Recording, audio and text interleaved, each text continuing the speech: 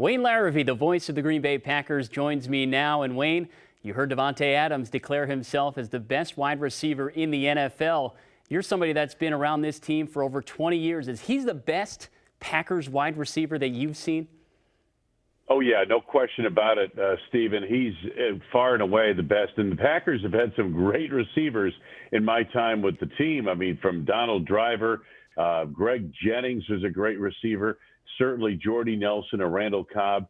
But this kid is the best of the bunch, in my opinion. How do you feel about the Packers at the midway point of the season right now? Well, I think they've done what they've had to do. There have been a couple of disappointments along the way. This is such a strange season. It's not going to play out the way everyone expected, but certainly for the Packers, they've done their part. When you look at what they've done, to win the 6 games, 6-2 in the first half of the season, in any season you would take that. Wayne, you have called every single snap of Aaron Rodgers' career. Do you sense something different in him this season? I don't sense anything necessarily different, Stephen, but I kind of hearken back to his 2011 season. That kind of year is what he's having.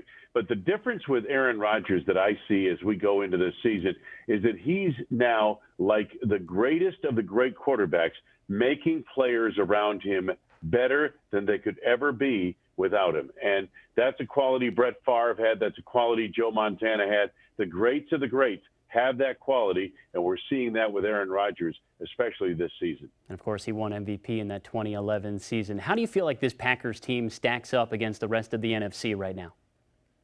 Well, I think that defensively the Packers have a ways to go to catch the likes of a Tampa Bay. That's a team that can win games with its defense, and certainly they have all the capability offensively. But, beyond that, everyone else has got everyone's got their warts. So the Packers are kind of in the mix of it.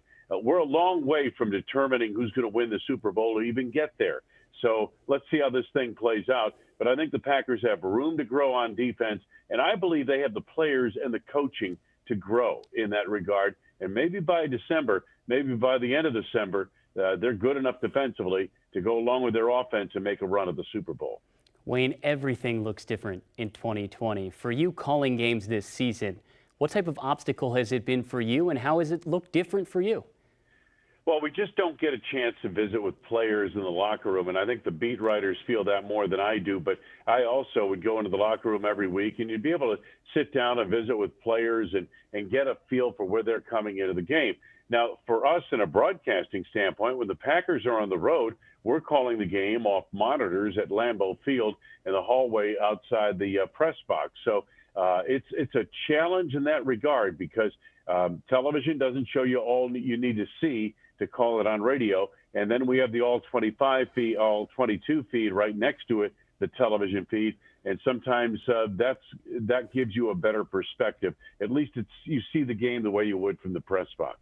Does it make you a little bit more reserved to drop the dagger on us? Yeah.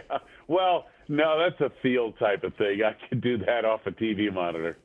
All right, Wayne. Well, thank you so much for taking the time. I really appreciate it, and we look forward to talking to you hopefully again throughout this Packers season. Thank you, Stephen. A pleasure to be with you.